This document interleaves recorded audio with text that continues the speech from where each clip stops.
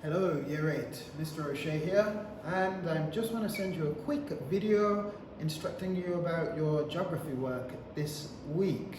So last week, you should have, hopefully, most of you, started doing the work related to the topic of international development, which is really looking at the contrast in the world between rich and poor and the reasons behind it. You should have had a look at Malawi, which is a developing country in Africa, and that was the final task that I gave you. Today, we're going to continue on this topic and have a look at a developed nation, the nation of Singapore.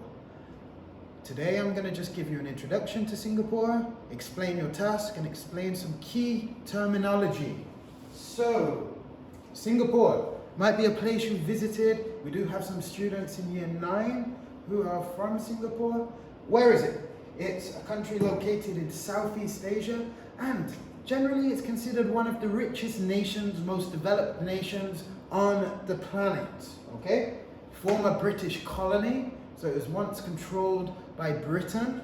Up until around 50 years ago, it was ruled by Britain, and population, more or less 4 million, so slightly bigger than Qatar.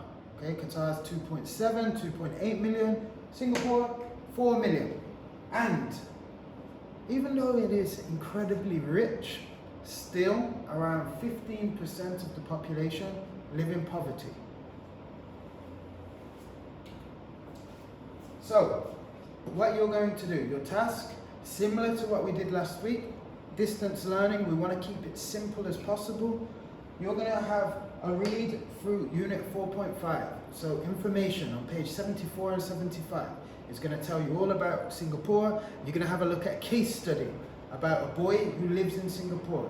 Then you're going to answer questions, looking at the country and also comparing your life to his. Your extension work, this is for people who really want to get that exceeding mark. We're looking maybe 2-3 paragraphs here.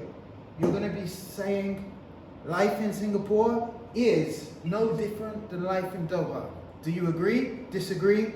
Give evidence for your answer. So you're going to be comparing the life from the case study to your life and differences, similarities. Okay? So, just to finish, some key words, some key terms that can help you this week. First one, developing country.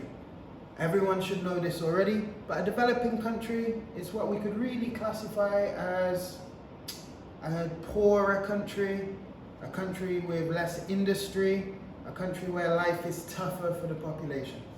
The opposite, developed country, is a country which is advanced with technology. People have easier lives, but of course, not everyone in these countries is rich, as you will find with Singapore. A colony, we talked about a colony as a country that is controlled by another country's empire. For instance, Singapore was a colony of Great Britain. Scarce. Scarce means not a lot of something. If a resource is scarce, it means that you don't have a lot of it. Importing is when a country buys products, brings them into their country from somewhere else. Export is when a country sells a product to another country. For instance, Qatar exports gas. Qatar imports Ferraris. They are not made here, they're made in Italy. Finally, shipping hub.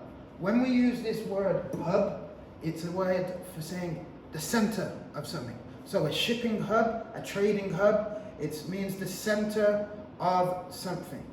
So, Year 8, they are your instructions. I will attach this PowerPoint to the PDFs. If you have any questions, please let me know. Thank you.